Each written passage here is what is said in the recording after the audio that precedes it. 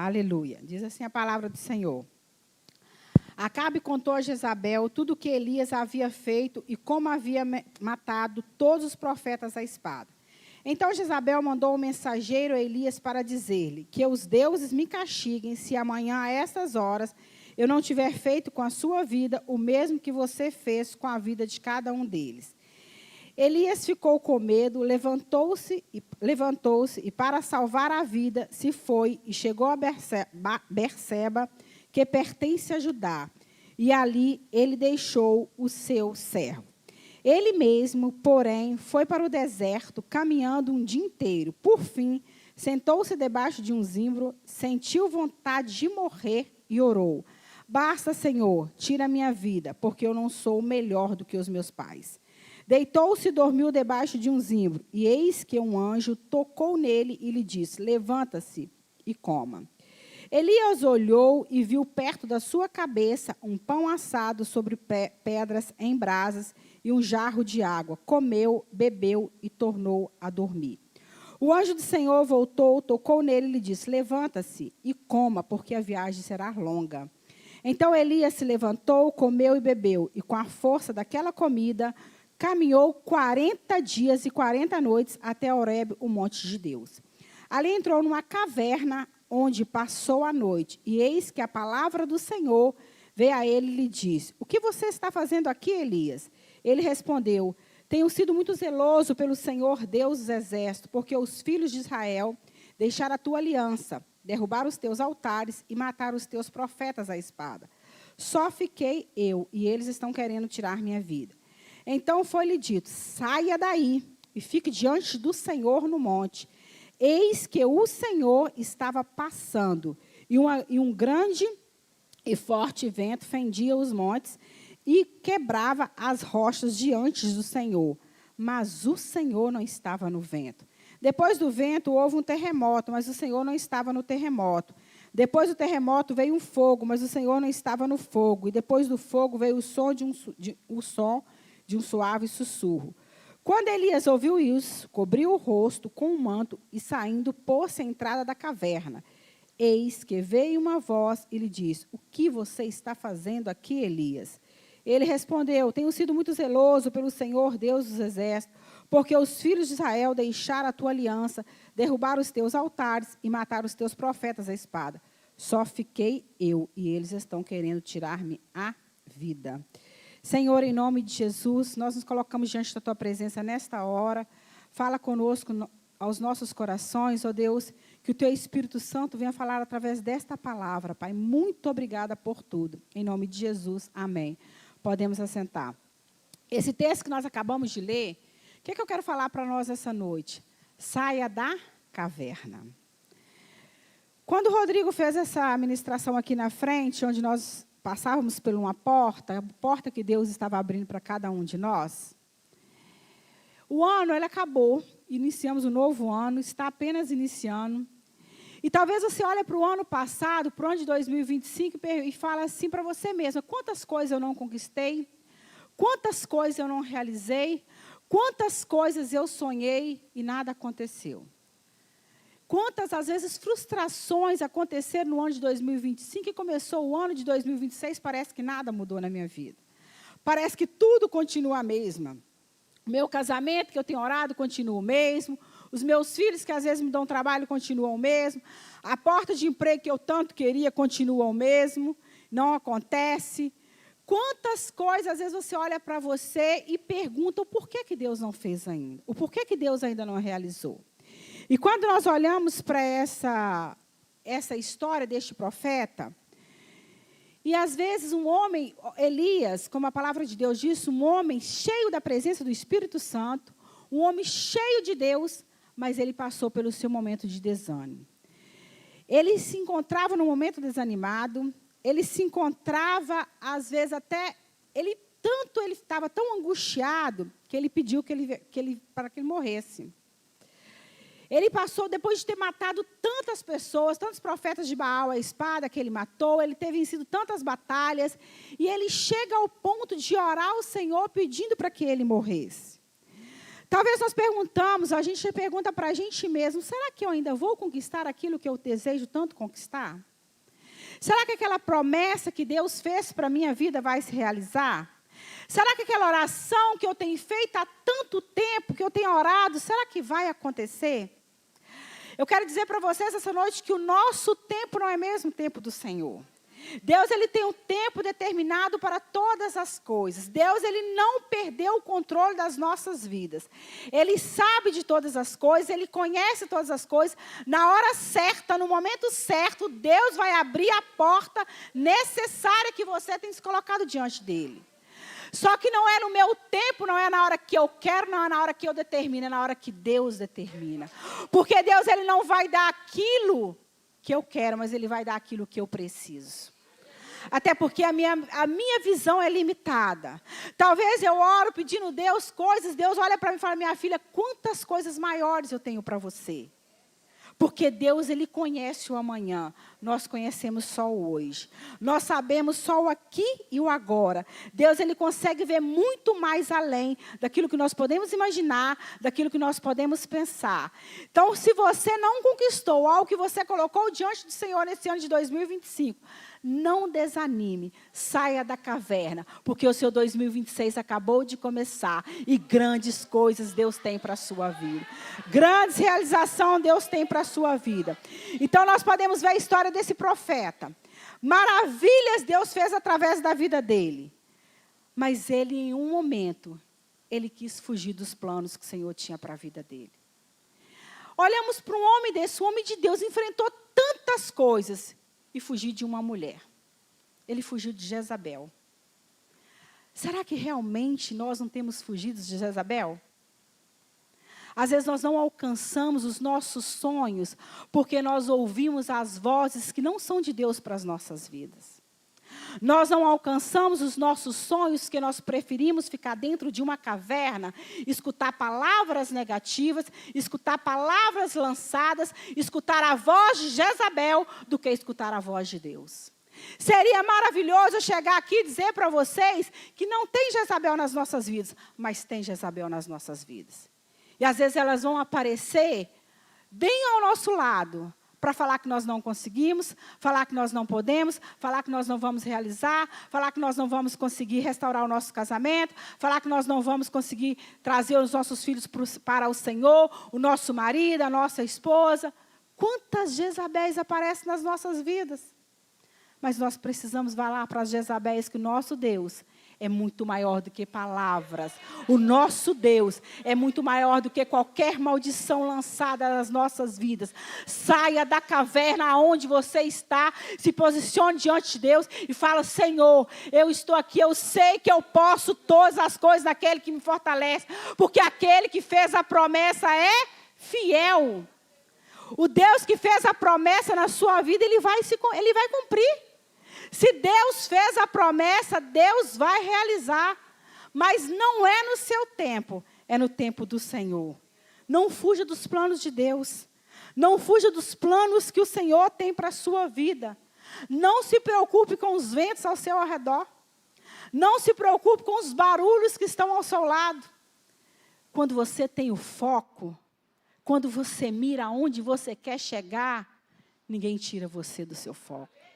Sabe por que muitas vezes você não chega aonde você quer? Porque você olha para trás. Porque você desvia o seu olhar. Você vai prestar atenção para aquilo que não deveria. Você vai dar importância para aquilo que não devia. Você vai olhar para trás e muitas vezes você pode tropeçar e cair. Mas olhe para frente. Olhe para Jesus. Olhe para aquele que fez a promessa do Senhor para a sua vida. O versículo número 8... desse texto que nós lemos, fala assim, com a força daquela comida, caminhou 40 dias e 40 noites.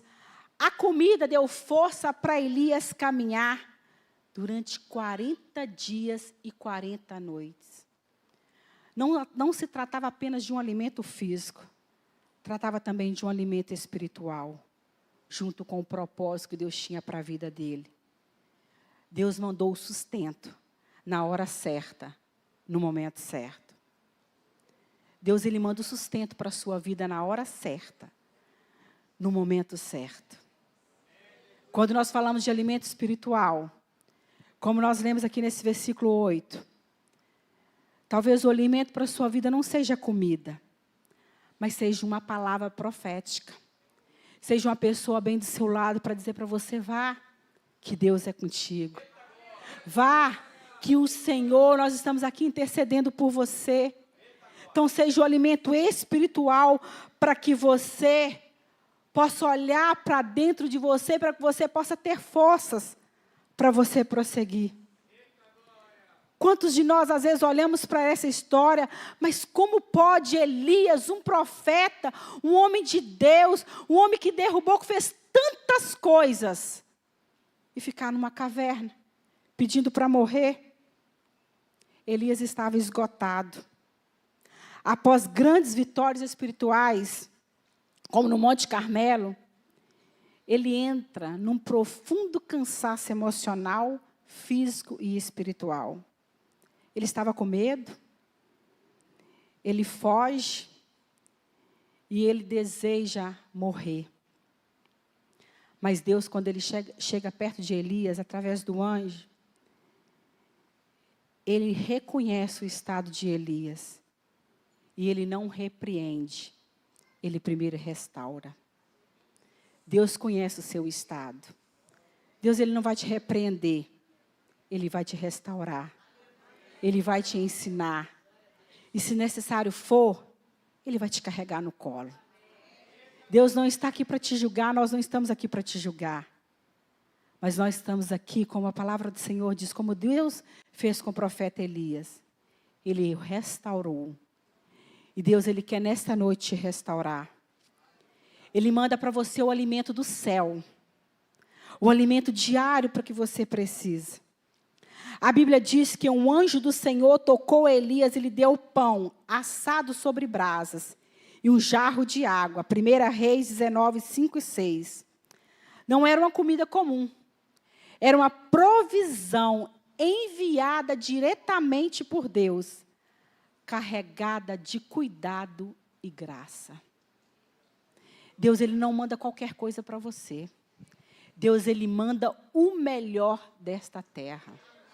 Deus, ele manda para você o manar diário, para que você tenha sustento todos os dias, para que você saiba o que você precisa fazer, para que você seja orientada pelo Espírito Santo, para que na hora que você estiver confuso, você estiver com dúvida, Deus envia anjos para dizer, minha filha, siga por este caminho que eu estou com você, meu filho, vá por esta direção, porque Deus é Deus na sua vida, mas você precisa sair da caverna e caminhar para onde Deus deseja que você caminhe. Não olhe para aquilo que você não conquistou. O ano de 2025 já passou. Por que você vai lamentar por aquilo que você não adquiriu? Por que você vai lamentar por aquilo que você não conquistou? Passou. O que Deus tem para você é muito melhor. E se Ele não fez, se Ele não realizou, porque é muito melhor daquilo que Ele pode fazer por você. Você tem a visão limitada. Mas Deus é o Deus do milagre. Deus é o Deus do sobrenatural. Deus é o Deus da abundância. Deus é o Deus que abre porta. Deus é o Deus que fecha a porta. Deus é Deus que move céus e a terra para te abençoar. Se necessário for, Ele fecha a porta. Mas se necessário for, Ele abre a porta para abençoar os teus filhos. Basta você se posicionar e falar, Deus, em qual posição o Senhor deseja que eu esteja? Que você esteja no altar e na presença do Senhor. Não passe se lamentando. A vida tem passado tão rápido. Natal foi um ano, acabou. Daqui a pouco nós estamos vivendo outro Natal. Mas quantos de nós perdemos tempo lamentando? Perdemos tempo reclamando, ao invés de nós glorificarmos por tudo aquilo que Deus tem feito e por tudo aquilo que Deus vai fazer nas nossas vidas. E Deus deu uma ordem junto com o alimento, versículo 7. O anjo diz, levanta-te e come, porque o caminho será longo. Deus já viu o destino antes da caminhada começar. O alimento estava alinhado ao propósito.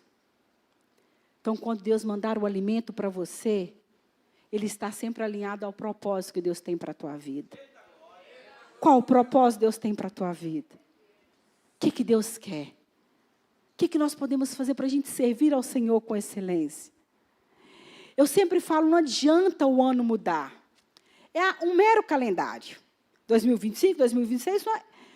Graças a Deus nós estamos aqui, nós conseguimos romper um ano e começar o outro. Mas nós precisamos mudar todos os dias. Nós precisamos a cada dia nos tornarmos melhores. Algo que nós errávamos no passado, nós temos que começar este ano diferente. Coisas que nós fazemos de errado antigamente, agora nós temos que fazer diferente, porque nós mudamos, nós precisamos mudar. O ano mudou. 2025 ficou para trás, 2026. Mas que você não continue sendo a mesma pessoa. Que você não continue cometendo os mesmos erros que você cometia no passado. Que você não continue com aquela mimimice que você tinha no passado. Mas que você seja um homem e uma mulher cheia da presença do Espírito Santo. Que você tenha uma força sobrenatural para uma jornada sobrenatural. 1 Reis 19:8 diz assim, com a força daquela comida, caminhou 40 dias e 40 noites até Horebe, o monte de Deus. Em qual monte você quer chegar? Aonde você deseja caminhar? Aquela comida não sustentou o profeta, não só no corpo, mas no propósito que Deus tinha para a vida dele. Se Deus te der algo para que você faça, Ele vai te sustentar. Quando Deus te desejar, te chamar para um novo nível, Ele vai te sustentar. A força, ela vem do Senhor. Talvez você ache que você não pode, que você não é capaz, mas Deus, Ele manda dizer para você nessa noite, eu estou com você em todo tempo. Eu sou o Deus que te sustento. Antes do Senhor te enviar para a missão, Ele vai cuidar da sua exaustão. Talvez você está cansado. Talvez você está desacreditado. Talvez você ache que nada muda. Mas você precisa saber quem é o seu Deus. Porque quando nós sabemos quem é o nosso Deus, nós temos a certeza e a convicção de que tudo será diferente nas nossas vidas. Porque o velho homem fica para trás, a velha mulher fica para trás. As coisas antigas já se passaram, eis que tudo se fizeram novo. Então a comida deu forças, porque era uma provisão divina. Quando Deus alimenta, Ele te sustenta, Ele te dá o destino, Ele te dá a direção, Ele te dá o posicionamento, Ele fala para você aquilo que você precisa fazer. Mas você precisa ter intimidade com o Senhor. Você precisa estar atento àquilo que Deus quer falar com você. Para que nós possamos ouvir a voz do Senhor, nós precisamos ter intimidade. Nós precisamos ter uma vida de comunhão com o Senhor. Elias, quando ele entra para aquela caverna, ele estava com medo, ele estava esgotado. Mas aquele momento que ele estava naquela caverna, em todo tempo ele estava protegido. Porque Deus, Ele usou aquele lugar para um espaço de encontro e de restauração. Talvez hoje você não esteja na posição que você gostaria de estar. Mas que você possa aproveitar este momento. Que seja o momento da sua restauração. Caverna, ela pode ser o lugar de alinhamento. Ela pode ser o lugar de restauração. Ela pode ser o lugar da comunhão. Rodrigo sempre fala uma coisa. Quando nós estamos numa festa, nós não aprendemos nada. Mas quando nós estamos num velório, quantas coisas nós aprendemos? Ali nós aprendemos o valor da amizade. Ali nós aprendemos o valor da família. Ali nós aprendemos o valor da vida. Porque ali há sonhos enterrados, há conquistas não realizadas. E nós paramos e avaliamos. Será que vale a pena a gente reclamar tanto? A nossa vida é um sopro. Então, no velório, nós aprendemos tantas coisas. Mas que não seja só aquele momento. Mas que a nossa caminhada seja em todo o tempo. uma caminhada de aprendizado. Elias, foi naquela caverna que ele aprendeu e que ele ouviu a voz do Senhor e que ele sabia que Deus tinha um propósito e que Deus queria falar com ele. Deus tem propósito para a sua vida. Deus em todo o tempo Ele deseja falar com você. Mesmo Elias com medo e ameaça, ele teve medo da rainha Jezabel. Mesmo tendo visto o poder sobrenatural de Deus, ele ficou com medo e fugiu para salvar a própria vida. Tudo isso porque ele estava vivendo um cansaço físico e espiritual. Ele tinha passado por uma intensa pressão espiritual, emocional e física. Naquele momento que ele para naquela caverna, era um momento de esgotamento. Ele se sentiu sem forças.